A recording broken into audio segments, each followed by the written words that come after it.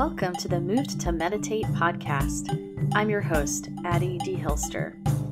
If you're a yoga practitioner or teacher who knows that there's more to yoga than poses, but you're wondering where to find that, come join our quiet little party.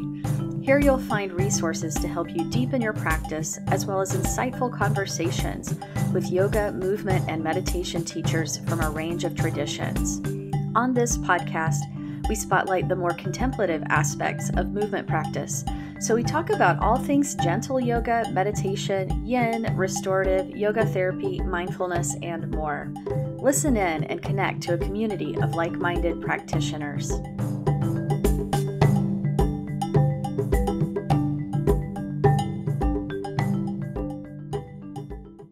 Hi everybody, this is Addie popping in with a quick note before today's episode. And this is a little celebratory note because I just saw yesterday that the podcast has passed our first 500 downloads, which I think is really good. Thank you so much for listening and being here for these conversations. It is amazing to see this getting out to different places all around the world already. Our community of gentle, mindful yoga and movement practitioners is growing. It's so exciting. If you know someone who might fit that description of a gentle, mindful movement practitioner, please share the podcast with them if you think it's something that they would be into. We have some amazing guests coming up over the next several weeks. I'm really excited to talk about somatics, creative chair yoga, therapeutic yin yoga, and more. And you can also help spread the word by reviewing the podcast on whichever app or platform you might be listening on, which makes us come up higher in the searches on those platforms for new people to find us, which is awesome. So thank you for listening. Thank you for sharing. Thank you for practicing and or teaching. And thank you for your help in bringing together a beautiful collection of people who appreciate softness, reflection, embodiment, movement, and stillness. It's so needed in the world, don't you think? All right, on to today's topic. Okay, welcome back. So today's topic is the question, can your movement practice be your meditation? I've been asked this before, so I thought I would address it today and kind of talk about this concept of the movement practice itself as a meditation. So when someone asks, can your movement practice be your meditation? I'm like, yeah, of course, you can do what you want. This is not going to be a lecture about how you should be meditating. But I think the question is really, is there a difference between a moving meditation and a form of stillness meditation, like seated meditation? And what are the benefits of each? So I'm going to talk a little bit about why I think both ways are equally valuable and how we can learn different things from movement as meditation and meditating in stillness. And I'll touch on why some of us might benefit from starting with a mindful movement practice first. So what is mindful movement? This is probably where we should start because there are ways of practicing movement that center mindfulness and inquiry. And there are mindless ways of exercising. A mindful movement practice isn't rote. It isn't mechanical. It isn't spaced out. It isn't driven by aesthetic goals or the need to achieve, right? And it's easy to fall into any of those things in any kind of movement or exercise, right? When we treat our movement as a form of meditation, the experience is more like opening a dialogue with the body, tuning into the felt experience, and practicing responsiveness, right?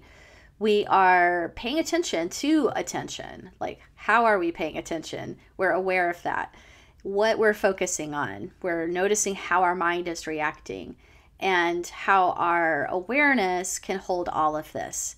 So that's putting the mindfulness into the practice that includes movement and something we're doing with our body, right? But we're bringing together all of the different layers of body, heart, and mind and kind of bringing them all under the umbrella of our awareness when we're doing a mindful movement practice. So if you're practicing some form of mindful movement like that, that's absolutely a form of meditation. And I think it can be one that really helps you to embody your values and intentions and your insights that you're having through your practice, and to have them like land in a really visceral kind of way and in kind of a gut knowing kind of way, not so intellectual necessarily. And I think this kind of practice can really help you to activate your mindfulness in the real world, like in action. Because if we can actually train ourselves to be present while we're doing something like a plank pose, for example, not so easy, maybe we can be present while we're doing something active like making a cup of tea or driving down the road. So that kind of movement practice, it's like eyes open. It's more taking in sensory information. It's a little bit closer to being in the world. And I think it can help us to kind of translate that intention of being mindful into daily life a little bit more easily. And then, stillness meditation in some ways I think might go deeper. And I'm saying stillness meditation as opposed to seated meditation or sitting meditation because I think, I also want to include like forms of stillness meditation where we might be lying down or standing meditation. It's not so much about the posture, but about this like attitude of stillness. So it might help us go deeper in certain ways because it's simpler, right? There is less being done. There's less to do. We're not moving. We're not organizing the body into different postures. We're just kind of taking our seat or taking our mat or our stand or, posture, whatever it might be. So when there's that simplicity, our focus can become more single-pointed. We don't need to move our attention around as much necessarily, and that can help us to develop a depth of concentration.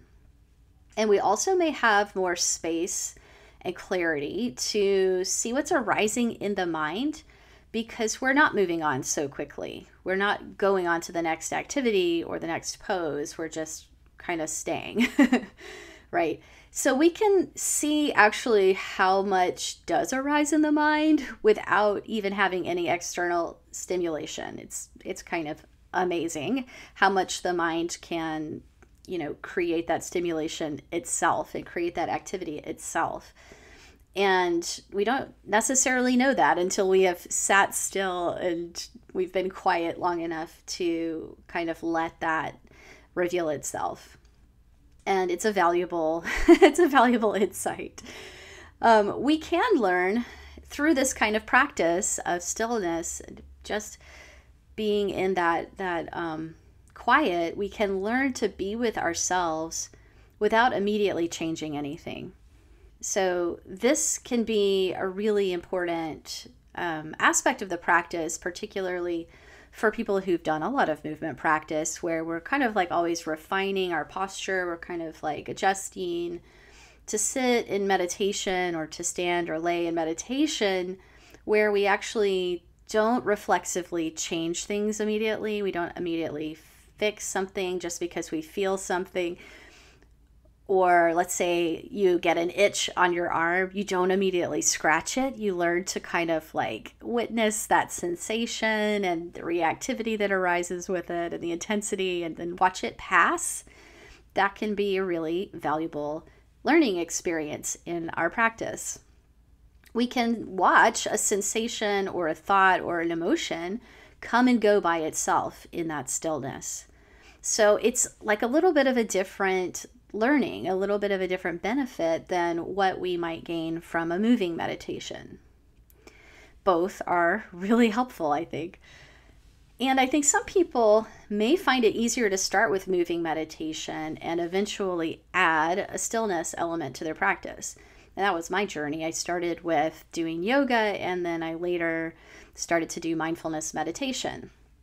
And this could be for reasons of familiarity, like you love moving or dancing or exercising, like moving your body feels familiar. And so in that case, folding some kind of mindfulness skills into your movement could be a really good place to start your meditation practice, or to kind of develop an interest in the meditative aspect of practice. It could also be that for some people, sitting still, being in the stillness, brings up a bit of anxiety or frustration or resistance. And in that case, sometimes the movement can be really helpful to help release some of that excess energy and intensity. And then that creates more conditions for the mind to calm down and, kind of on its own in an unforced way, and creates more capacity for awareness. So that can be a really excellent journey to start with moving meditation and eventually add a stillness practice if you choose to. However, I don't want to present this as a hierarchy where, stillness, seated meditation is like above movement practice, because I really don't think of it that way anymore. I think a lot of us might have been kind of trained subtly or not so subtly to think of it that way, but I really don't anymore. To me, it's more of a practice now of recognizing which modality might be needed at any given time. Like, what is a fit? What do I need right now? Sometimes we need more movement. Sometimes we benefit from more stillness.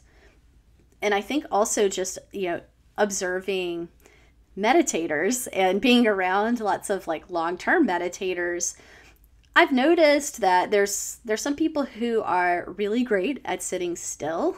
They could sit for hours, but they could probably deepen their practice into some new avenues by adding a mindful movement component to what they're doing.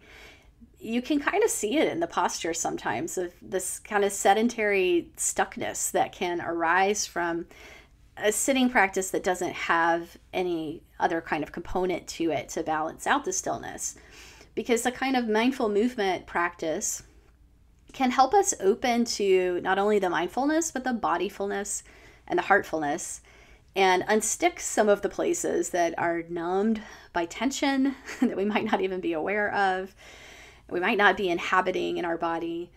And it can help really grow our capacity for being with emotion, for our moods, for our memories, for stuff that comes up, or even for just tuning into our instincts, which are embodied, our gut feelings and the messages that we're getting from the body. So I'm thinking that, everyone can benefit from both the stillness and the movement aspects of practice, and that some of us are drawn to one modality or the other first, and then there might be a process of kind of bringing in the other wing of the practice, right, to fully fly with two wings. So if you follow my metaphor. So, you could say I am an advocate for de-compartmentalizing movement and meditation. And it's taken me a while to kind of get to this word decompartmentalize. I like this term, to decompartmentalize movement and meditation rather than integrate movement and meditation, or integrate yoga and meditation, because that always kind of bothered me, because meditation technically has really always been at the heart of the yoga tradition, even though that has not always been how it was presented as it's been taught in the West. And when you learn forms like Qigong or Tai Chi or Feldenkrais or somatics, you realize how integral mindfulness already is to those practices.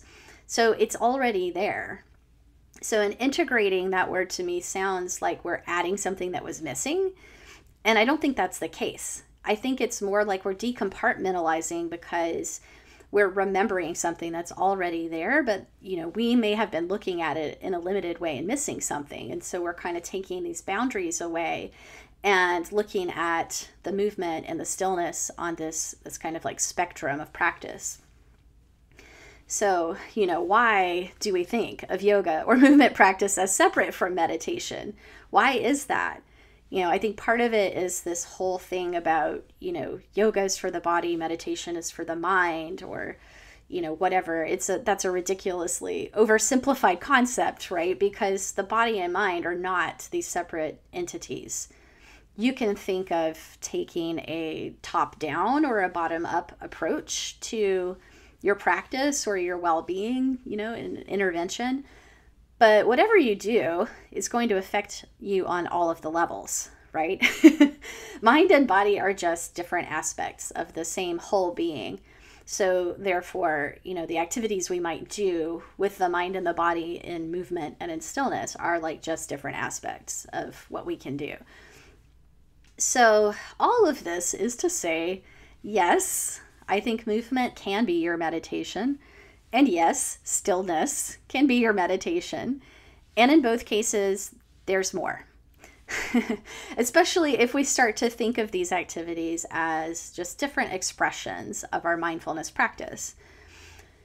So I kind of wanted to end with some ideas for how you might play with the de-compartmentalization process if you haven't explored this before, or maybe if you have. But one idea can be if you practice yin yoga or restorative yoga, you could explore it as a bridge between yoga and meditation by bringing a meditative attention or a meditation technique into your time in the yin pose. Like a yin pose is usually 3 to 5 minutes. A restorative pose is a long pose as well. So you've got time. You could use that time as a meditation. Really, it's just in a yoga posture, which is not so different from being in a seated posture or lying down posture. Or another idea would be simply trying a short yoga or qigong practice or movement practice of some kind as a warm-up for your meditation. So you do some movement, you kind of get the body online, you get your attention kind of grounded in the body, and then you sit for a bit and you see kind of how that goes. Or another idea, I hope we can get creative with these. And I think another idea could be taking a few mindfulness breaks the next time you go out for a walk. Like if you go outside and you're walking your dog or you're doing your hike around the neighborhood, what if you stop every so often to pause and really take in the sights and savor the sounds and the smells of your environment, to just really be mindful in your senses. So that's another way we could practice movement, like walking, and mindfulness, and decompartmentalize the two. So I hope that gives you a few ideas, and I would really love to hear from you if this resonates, and if you want to let me know how you are practicing and creatively decompartmentalizing movement and meditation, you can let me know on either Instagram, where you'll find me at my handle at Addie_moved-to-meditate, ADDIE, Addie_moved with a D, to meditate, or through my email at mail@movedtomeditate.com. As always, I am open to your questions and whatever you'd like to share, and I hope that this has been interesting and useful, and I look forward to connecting with you next time. So that's today's episode. If you enjoyed this conversation, please share it with a friend and/or leave us a review on Apple Podcasts and help others find us that way. To learn more about my work, the Moved to Meditate class library, live online classes, teacher trainings, and private lessons, go to movedtomeditate.yoga. Thanks so much for listening.